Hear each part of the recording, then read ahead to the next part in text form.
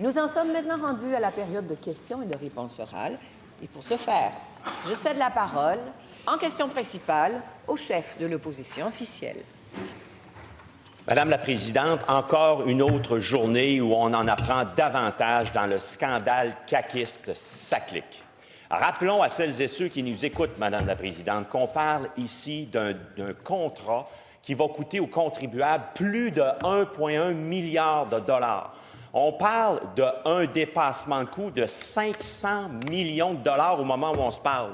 Ça, pour se figurer, ça veut dire combien? C'est plus que le coût de construction du centre Vidéotron à Québec, Madame la Présidente, qui était de 400 millions. On parle de 500 millions de dépassement de coûts. Les payeurs de taxes qui écoutent à la maison, là, la période des questions, Madame la Présidente, là, bien, ils payent des taxes et la CAQ gaspille. C'est ça, le scandale. Ce qu'on apprend, c'est qu'ils étaient au courant. Contrairement à ce qu'il a affirmé l'actuel ministre de la Sécurité publique le 20 février dernier, il était parfaitement au courant du dépassement de coûts, Madame la Présidente, et ce, dès septembre 2021. Son collègue, ex-collègue ministre de la Cybersécurité, il a démissionné pour moins que ça. Lui, il a démissionné parce qu'il l'a su 9 mois après l'ancien ministre des Transports. Alors, ce qu'on demande de façon très claire au premier ministre, c'est qui le patron, là? Il ne peut pas tolérer ça. Septembre 2021, son ministre connaissait, contrairement à ce qu'il a affirmé en cette Chambre, connaissait les dépassements de coûts. C'est lui le patron. On lui demande de faire la seule chose, comme il a fait avec le ministre de la Cybersécurité, et d'exiger immédiatement sa démission. La réponse du premier ministre. Oui, Madame la Présidente, d'abord, rappelons que ce fameux contrat pour SACLIC a été donné par le gouvernement libéral qui était là avant nous. Donc, on va se rappeler ça.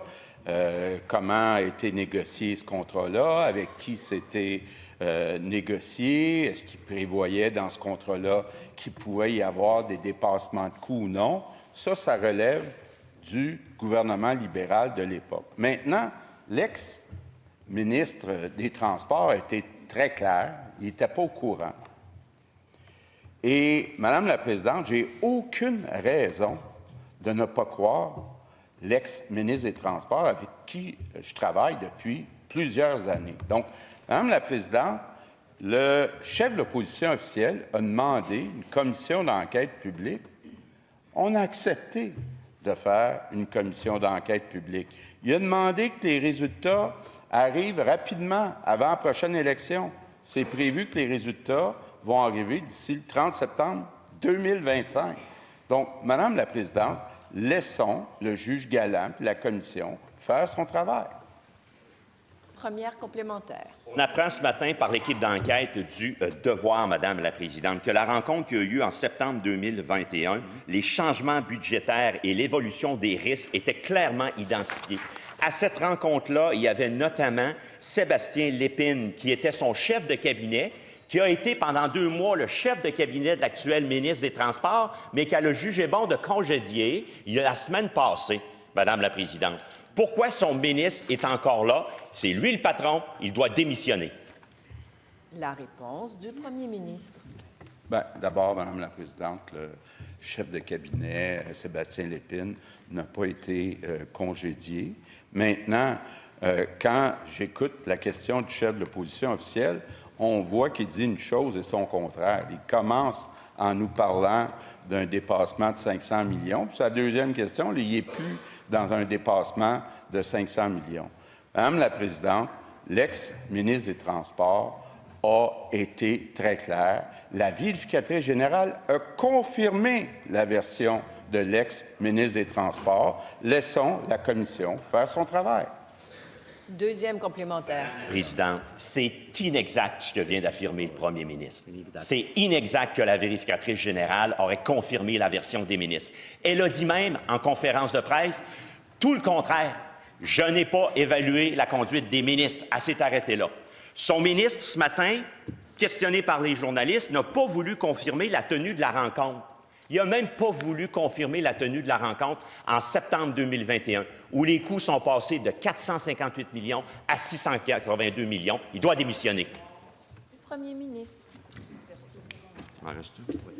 Madame la Présidente, je m'excuse, là, mais la vérificatrice générale a dit clairement que l'information qui a été donnée de 682 millions était une information inexacte, que c'était l'information qu'a reçue le ministre des Transports. Maintenant, la commission d'enquête publique va poser toutes les questions à tous les intervenants et c'est ce qui était souhaité. Puis je pense qu'on va avoir la vérité, Madame la Présidente, et on verra entre le Parti libéral qui essaye de salir un juge et de notre côté, qui a raison. Et attention de ne pas prêter des intentions. Troisième complémentaire. On se rappelle toutes, Madame la Présidente, le 20 février dernier, jour du dépôt du rapport de la vérificatrice générale, l'ancien ministre du Transport dit « On vous a menti, on nous a menti ». Madame la Présidente, à ce moment-là, il savait que c'était inexact ce qu'il affirmait, parce que la rencontre de septembre 2021, il a été mis au courant des dépassements de coûts. Alors, lorsqu'il disait, Madame la Présidente, « On vous a menti » le 20 février, bien, c'est lui qui nous mentait le 20 février.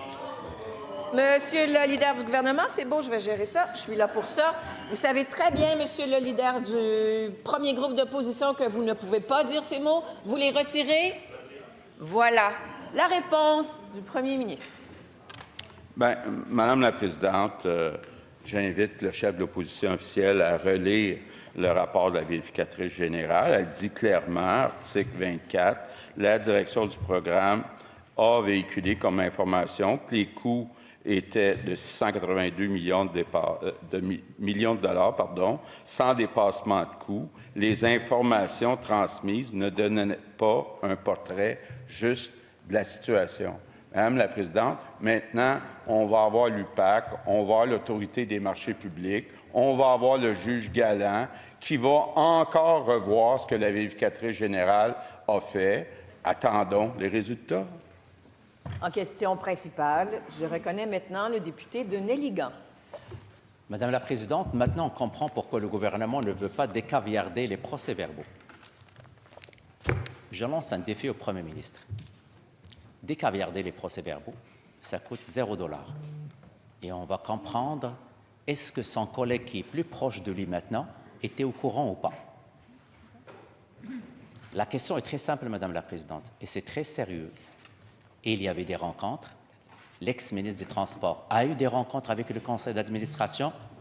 Pas plus qu'hier, je lui parlais d'une rencontre en 2022. Un an après avoir mis au fait, et ailleurs d'ailleurs, le journal Le Devoir aujourd'hui l'a clairement dit. Il était en colère, le ministre. Est-ce qu'il peut nous dire aujourd'hui, le ministre, s'il a le courage? Il a eu peur de quoi? Il a eu cette colère est en lien avec quoi, Madame la Présidente? Qu'il se lève, qu'il regarde les Québécois dans les yeux, qu'il leur dit pourquoi il était en colère. Voilà. La réponse du ministre de la Sécurité publique. Je ne laisserai personne ici douter de mon intégrité. Personne et de celle de mon équipe. Personne. De la voix du premier ministre, de la voix de la ministre des Transports. Sincèrement, ça m'écoeure de me faire mettre des mots dans la bouche puis de ne pas être capable de me défendre. Pourquoi? Parce qu'on a décidé d'aller au fond des choses. Le premier ministre l'a mentionné. On a démarré une commission d'enquête pour faire toute la lumière sur ce dossier SACLIC. Je serai transparent. Je donnerai toutes les informations, les tenants aboutissants, respect du budget, respect des échéanciers. Et n'oublions pas une chose, comme le premier ministre l'a mentionné, tous les parlementaires, je suis un parlementaire, le dirigeant principal de l'information, la population, la CAP, a eu des informations erronées et incomplètes. On fera la lumière sur ce fiasco, je vous le garantis. Vous connaissez le décorum. Pas de bravo. On écoute les réponses. Je veux entendre la... Silence. Je veux entendre la question. Première complémentaire. Madame la Présidente, je suis prêt à croire le ministre. Décaviarde les procès-verbaux. Décaviarde les procès-verbaux. Et une rencontre extrêmement importante en 2022, mai 2022. De quoi, Monsieur le ministre, avez-vous parlé avec le conseil d'administration? Présidente, Monsieur le leader, vous le savez, c'est à moi que vous devez parler.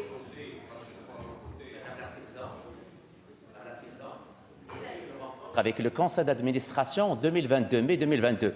De quoi il a parlé avec le conseil d'administration une année plus tard qu'il s'est mis en colère? La réponse du leader du gouvernement.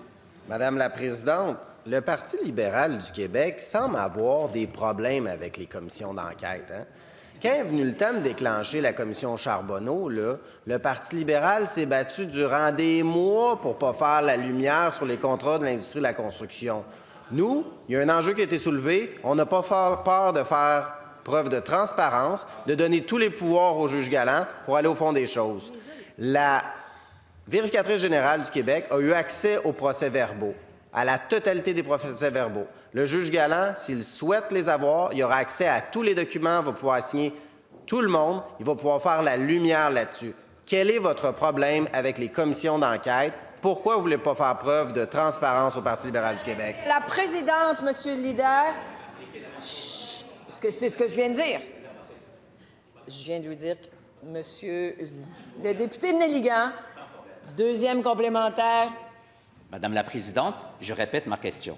Vous voulez aller jusqu'au bout? Pas de problème. Décaviarder les procès-verbaux. Ça coûte 0 $ aux Québécois. On n'a pas besoin de recruter un juge pour faire ça. On va tout savoir, Madame la Présidente. On va tout savoir. Acceptez-vous le défi de décaviarder les procès-verbaux? Parce que, Madame la Présidente, il a eu des rencontres, il a eu des briefings, et malheureusement, il n'a rien fait, l'ex-ministre des Transports. La réponse du leader du gouvernement. Madame la Présidente, la commission d'enquête mise sur pied va avoir accès à tous les documents, à tous les témoignages.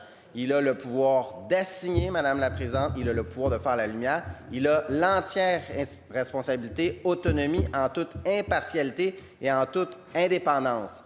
Quel est l'enjeu pour le Parti libéral du Québec d'aller au fond des choses, de respecter les lois et de respecter la loi sur l'accès à l'information? La vérificatrice générale a eu accès à ces informations-là. Le commissaire Galland va avoir accès. Ici, on est plutôt dans une situation où le commissaire de Néligan veut substituer au commissaire Galland, Madame la Présidente. Bon, vous connaissez la règle.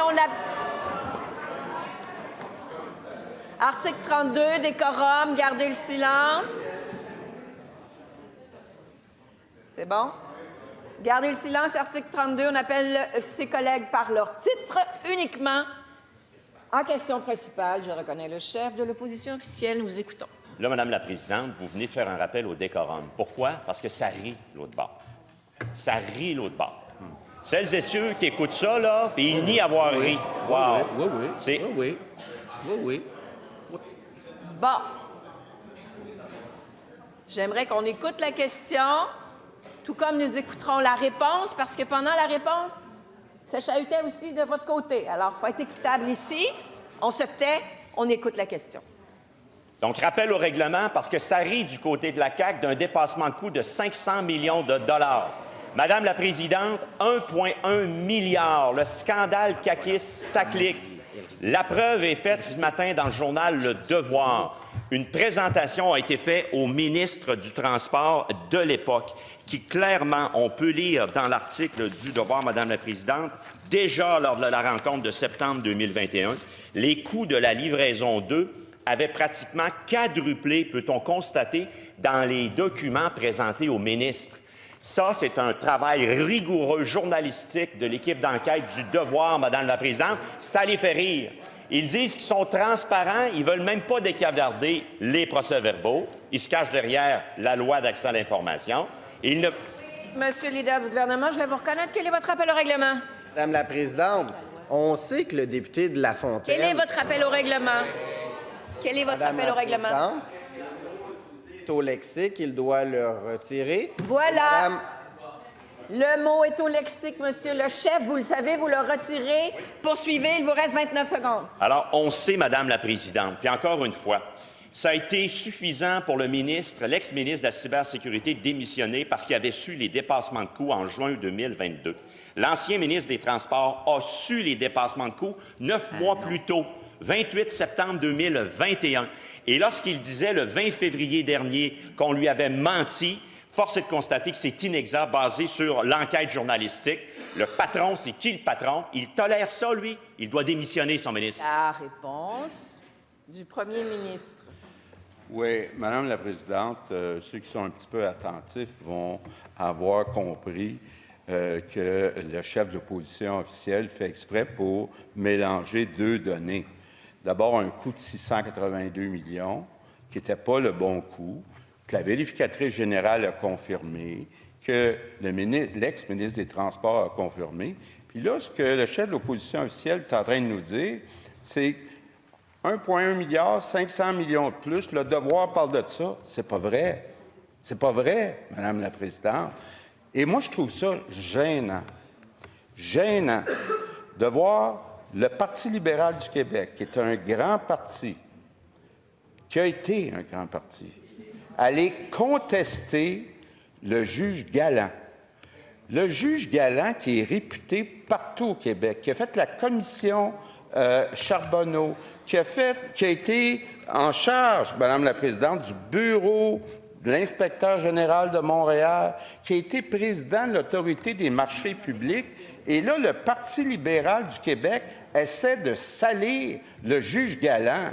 C'est gênant. Monsieur le leader de l'opposition officielle, votre appel au règlement. Oui, je comprends que c'est difficile pour le premier ministre ces journées. Votre appel au règlement. C'est 2 fois, il nous prête des intentions qu'il les retire. Bon, monsieur le leader du gouvernement, je trancherai ce mot est au lexique. Je vous invite, monsieur le premier ministre, à le retirer. Retirez le mot salir, vous le savez, et poursuivez votre réponse. Il vous reste 22 secondes. Je le retire, là, mais je ne comprends pas que le Parti libéral n'ait pas confiance au juge Galland, avec tous ses états de service. C'est quelqu'un, là, personne ne doute de son intégrité. Pourquoi le Parti libéral est rendu aussi bas? On retrouve le silence. Première complémentaire. Madame la Présidente, on est au cœur d'un scandale saclique, scandale CAQIS. On parle de centaines de millions de dollars payés par les payeurs de taxes, Madame la Présidente. Il a été démontré, oui, par le Devoir, excellente enquête journalistique. Ça, on n'a pas besoin de la commission d'enquête pour le savoir. Que le ministre réponde. Il a refusé de répondre. Il y a eu une rencontre en septembre 2021. Il a su que les coûts passaient de 458 à 682. C'est un dépassement de coûts. Qu'il réponde ou qu'il démissionne. La réponse du premier ministre. Madame la Présidente, vous venez de voir là, un virage à 180 degrés. On a un chef de l'opposition officielle qui commence en disant c'est passé de 682 à 1,1. Puis là, il est rendu qu'il nous parle non, ça a augmenté jusqu'à 682. N'importe quoi, Madame la Présidente, n'importe quoi pour salir.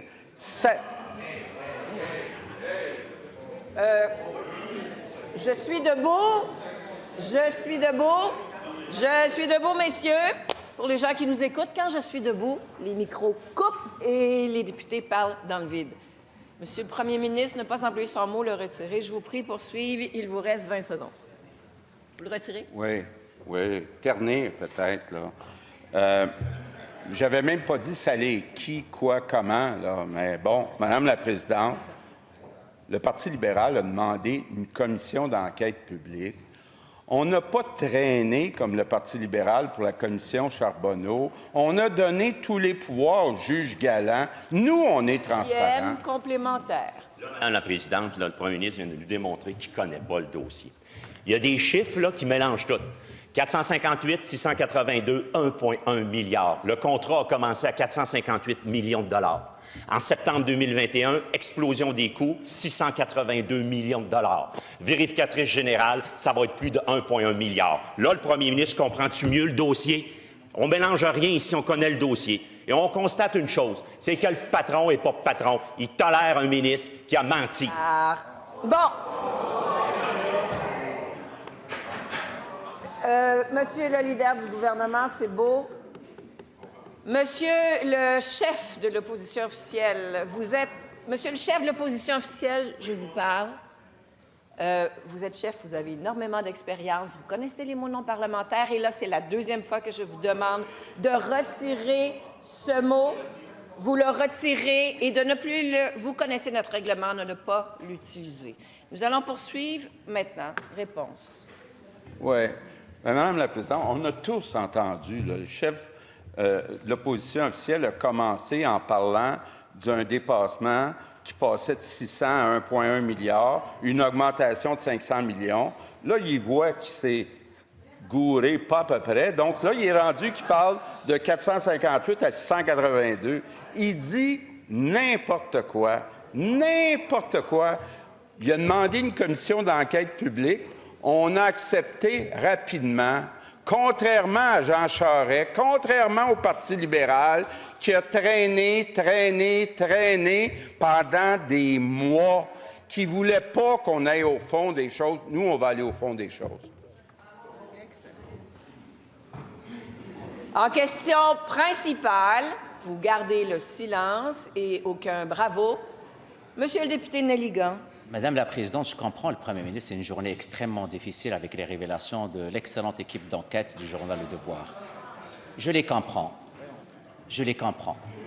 Parce que les révélations sont troublantes parce qu'il y a quelques jours, il a mis dehors l'ancien ministre de la Cybersécurité pour moins que ça. Voilà. Lui, il a su ça une année plus tard, son collègue. Son collègue. Regardez, Madame la Présidente, il s'est fâché, le ministre en colère, et il semblait bien au fait, et il a demandé qu'on lui parle de l'explosion des coûts, mais il n'a pas cru bon de demander la ventilation des coûts d'exploitation dans la présentation. Alors, Madame la Présidente, un ministre responsable, c'est sous sa responsabilité. La SAC, c'est une société d'État. La question qui se pose, il était où, le ministre? Pourquoi il n'a pas fait les suivis nécessaires pour qu'on se ramasse 4 ans plus tard avec un rapport accablant de la VGQ? La réponse du leader du gouvernement. Madame la Présidente, la commission d'enquête va faire la lumière sur l'ensemble du dossier SACLIC, de l'attribution du contrat, Madame la Présidente, et je vous rappellerai que c'est le Parti libéral qui a fait l'idéation et qui a généré le contrat, qui a lui-même rédigé les clauses du contrat.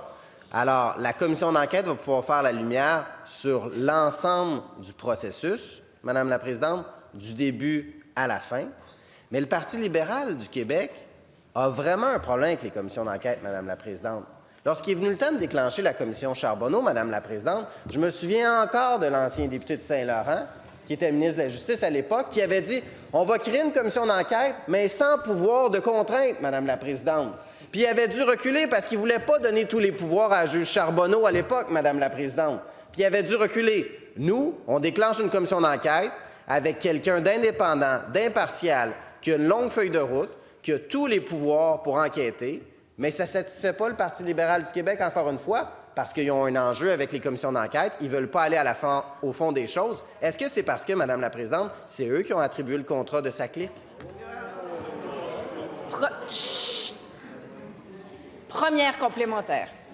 Madame la Présidente, s'ils ont le courage, ils veulent aller jusqu'au bout, décaviarder les procès-verbaux. Décaviarder les procès-verbaux, ça va coûter moins cher aux Québécois. Oui. Madame la Présidente, la question est très simple. Le ministre des Transports, l'ex-ministre des Transports, était au courant. Oui. Il a eu une présentation, y compris les frais d'exploitation à l'intérieur. Il était fâché. Ma question est très simple. Qu'est-ce qu'elle a fait depuis 2021, à part donner un sale cadeau à sa collègue? Réponse du leader du gouvernement. Présidente, la commission d'enquête qui a été déclenchée va faire la lumière sur tout le processus de ce dossier de CASA, de SACLIC, de la planification du projet, à l'époque du Parti libéral du Québec sur l'attribution de contrat. Mais il faut se rappeler, Madame la Présidente, que la planification du projet a commencé avec le Parti québécois également. Donc, le commissaire va avoir l'entièreté des pouvoirs, Madame la Présidente, pour faire la lumière sur l'ensemble du dossier. Et je vous rappellerai, Madame la Présidente, que la seule personne qui a exclu du Conseil des ministres, c'était un policier, c'était Robert Poitiers, qui voulait faire le ménage, puis le Parti libéral du Québec l'avait mis dehors, Madame la Présidente. Ça, on se rappellera de tout ça, Madame la Présidente. Deuxième complémentaire. Madame la Présidente, j'ai une question très simple. à l'ex-ministre des Transports qui a assisté à cette rencontre et il a été très en colère. Est-ce qu'il a demandé la ventilation des coûts d'exploitation en 2021? La question est très précise. Il était là, il a assisté. Est-ce qu'il a demandé les coûts d'exploitation? Parce que, Madame la Présidente, il y a un seul ministre qui a payé jusqu'à maintenant. Mais il y a un qui est responsable de ce fiasco et il est là encore. Il lui reste une seule chose, démissionner. Bravo. La réponse du leader du gouvernement. Madame la Présidente, essentiellement, ce que nous propose le député de Néligan, c'est de se substituer à la commission d'enquête qui est indépendante et impartiale. Le commissaire de Néligan veut pointer du droit à tout le monde, Madame la Présidente.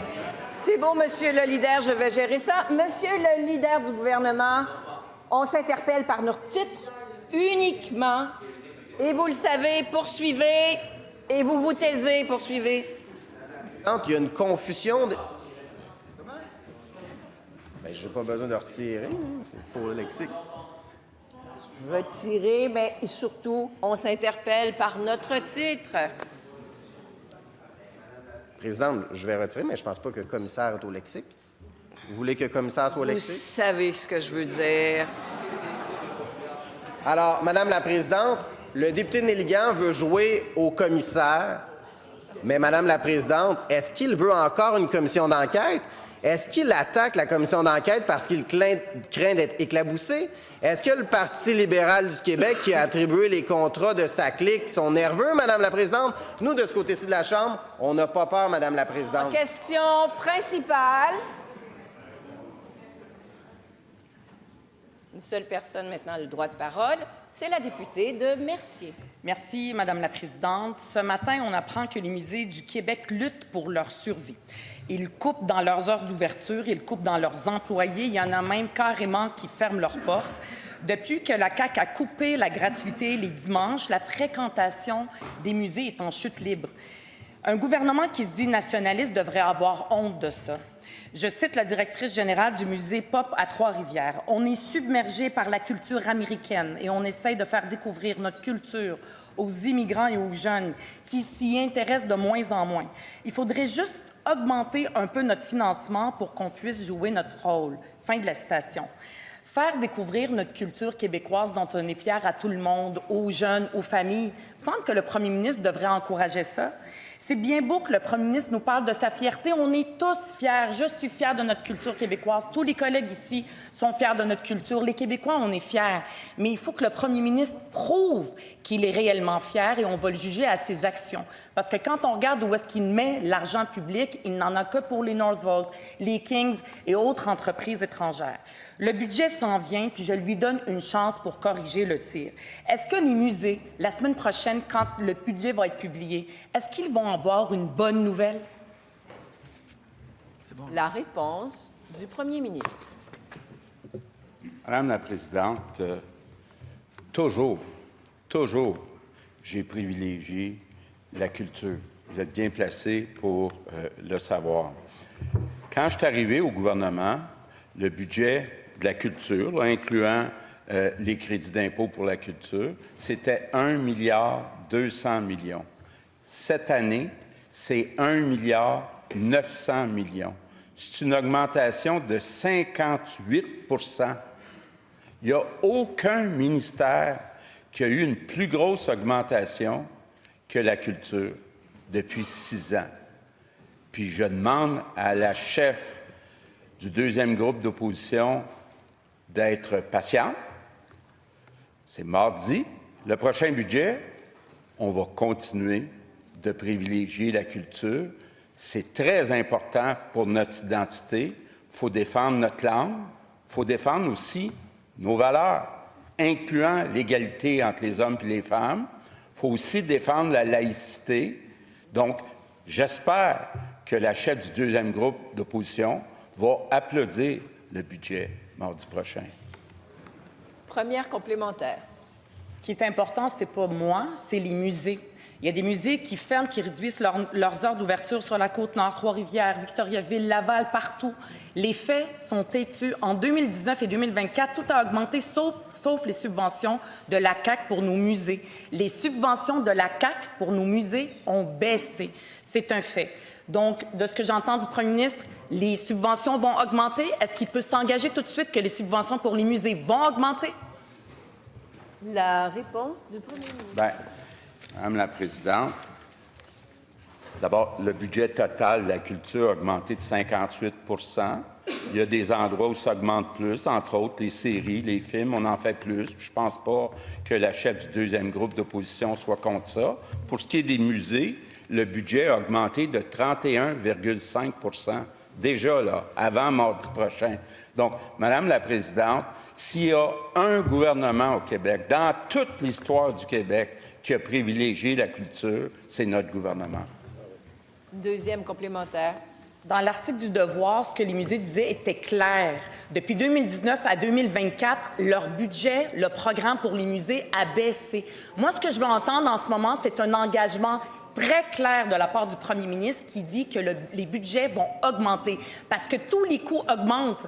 Les salaires, tout coûte très cher, même pour les musées. C'est notre culture, c'est pour les jeunes, pour les immigrants, pour les familles. J'aimerais entendre un engagement ferme de la part du premier ministre aujourd'hui que les budgets pour les musées vont augmenter.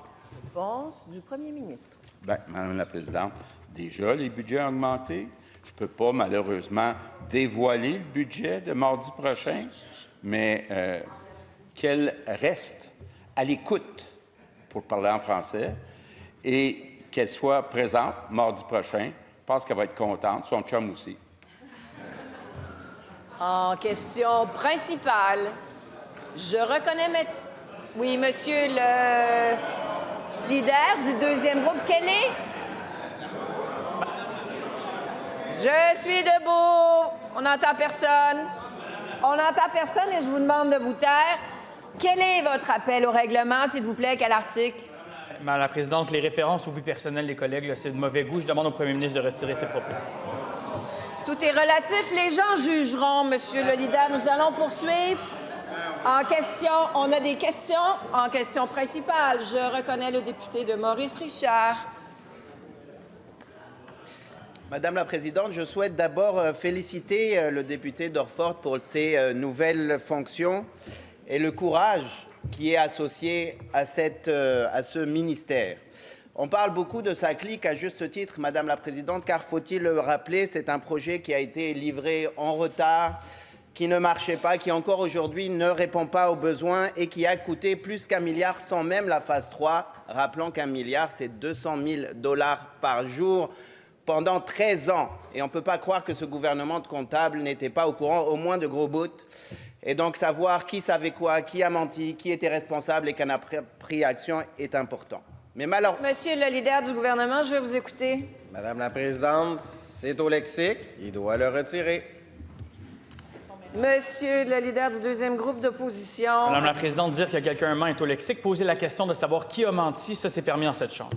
Non, ça, c'est faire indirectement. Ce qu'on ne peut pas Mais faire non. directement, ce n'est pas permis. Il y a de la jurisprudence. Ce n'est pas permis. Monsieur, retirez ce mot, choisissez-en un autre et poursuivez. Et retirez-le et poursuivez. Vous le retirez? Je le retire absolument. Ce n'était pas le but. Ce qui est important, Madame la présidente, c'est que ça ne suffira pas. À titre d'exemple, il y a maintenant, en 2019, on a annoncé une stratégie infonuagique qui était censée ramener 100 millions par an au bout de 3 ans. Aujourd'hui, 6 ans plus tard, ce n'est pas fini. Elle nous coûte 100 millions par an. Et je n'ai pas parlé de s'agir, de régir. Élargissez la commission. La réponse du leader du gouvernement. Madame la présidente, la vérificatrice générale a dressé un constat sur les enjeux avec le programme CASA et SACLIC. Et le gouvernement, Madame la présidente, a pris acte du rapport de la vérificatrice générale, comme tous les parlementaires ici qui ont pris acte du rapport. Suite à ça, Madame la présidente, pour aller au fond des choses, notre gouvernement a déclenché une commission d'enquête promptement, Madame la présidente, avec tous les pouvoirs associés à la loi sur les commissions d'enquête.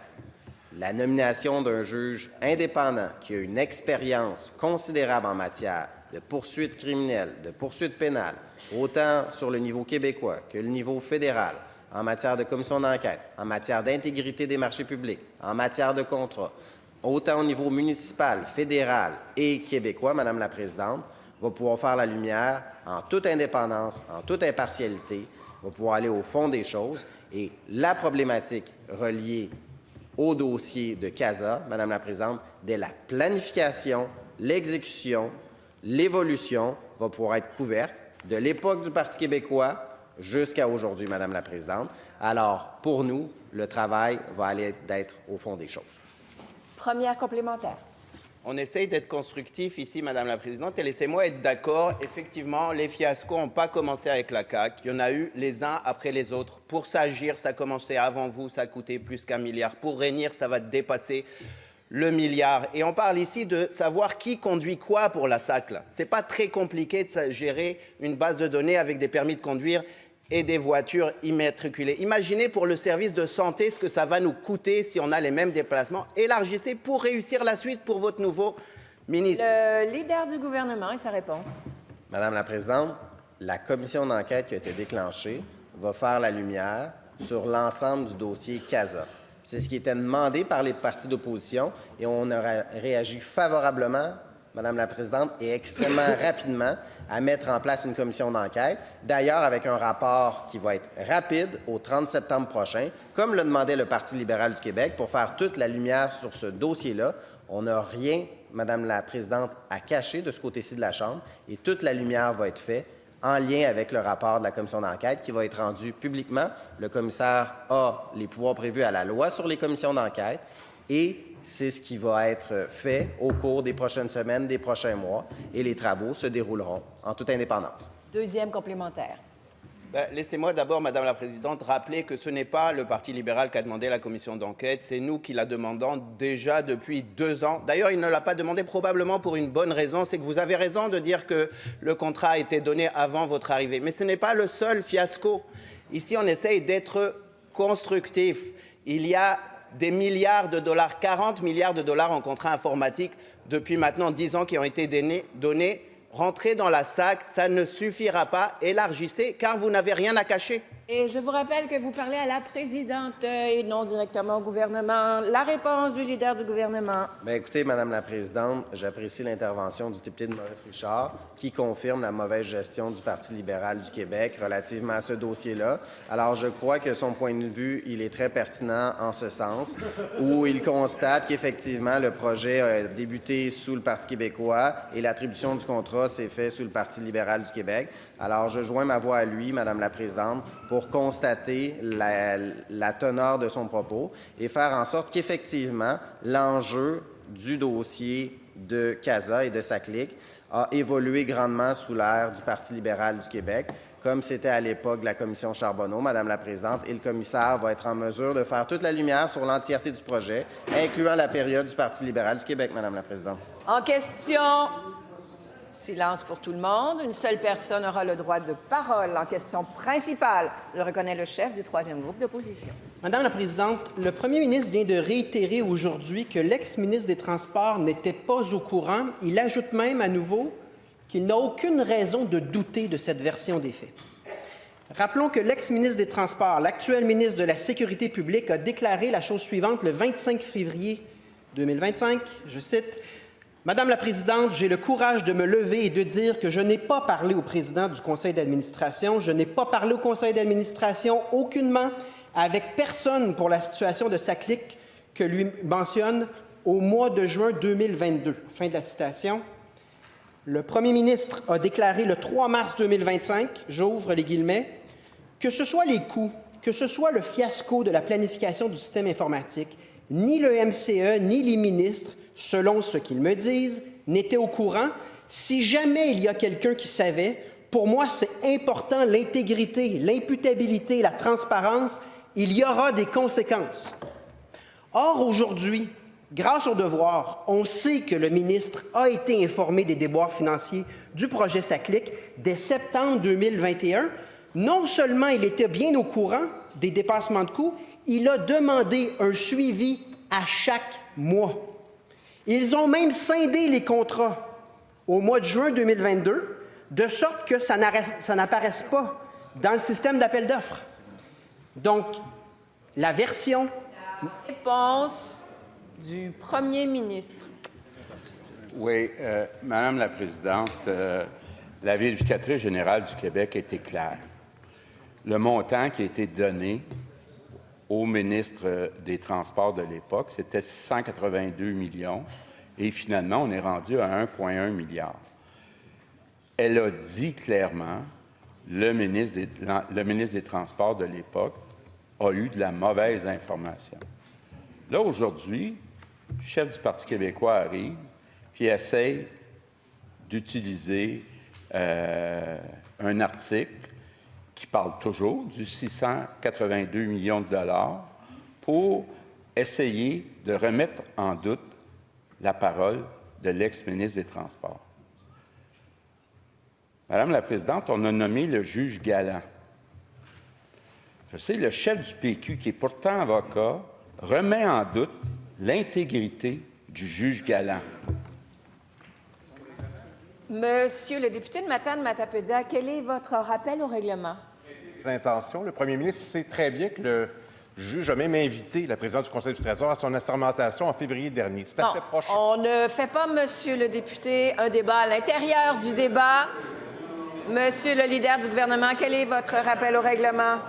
Présidente, c'est pas une question de règlement et ils mettent en doute l'impartialité du juge. Je suis debout et c'est la raison pour laquelle je demande au premier ministre de poursuivre. Nous demeurons respectueux. Il s'agit ici d'une opinion, d'une critique du travail. Demeurons respectueux. Il vous reste 44 secondes.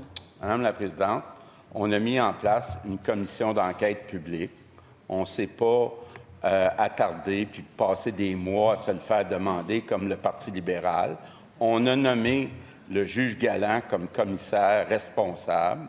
Il y a toute la compétence, l'intégrité, et je ne comprends pas le chef du Parti québécois d'aller jouer dans le même terrain, là, dans le bout, comme le Parti libéral. Première complémentaire. À partir de septembre 2021, l'ex-ministre des Transports était tellement au courant des dépassements de coûts qu'il a demandé un suivi mensuel. Et là, on essaie de nous faire croire qu'il n'était pas au courant. À partir du moment où le premier ministre conserve son ministre de la Sécurité publique, avec ce qu'on sait aujourd'hui, ce n'est pas seulement le jugement du ministre qui est en jeu, c'est le jugement du premier ministre qui est en jeu. La réponse du premier ministre. Oui. Madame la Présidente, parlons du jugement. Hier, le chef du troisième groupe d'opposition a dit en Chambre, puis a écrit sur X, que le nombre de personnes qui donnent des services en santé avait augmenté de 9 %. La vérité, c'est que ça a augmenté de 25 %. Je pense que s'il y a quelqu'un ici en qui on ne devrait pas avoir confiance, c'est le chef du PQ. Deuxième complémentaire. Présidence, je ne changerai pas le sujet. L'ex-ministre des Transports était au courant. Le premier ministre a dit, si jamais il y a quelqu'un qui savait, pour moi, l'intégrité, l'imputabilité, la transparence, c'est important, il y aura des conséquences. C'est le jugement du premier ministre qui est en cause. Est-ce qu'il va démettre l'actuel ministre? Oui ou non? La réponse du premier ministre. Madame la Présidente, à chaque jour, le chef du troisième groupe d'opposition arrive avec des faits qui sont inexacts, pour ne pas dire pire. Là, il vient nous dire le ministre des Transports était au courant. C'est faux, Madame la Présidente. Puis il y a un juge, le juge Galland, en qui nous, on a confiance. C'est un gars qui est compétent, qui a eu des expériences avec la Commission Charbonneau, la Ville de Montréal, l'Autorité des marchés publics.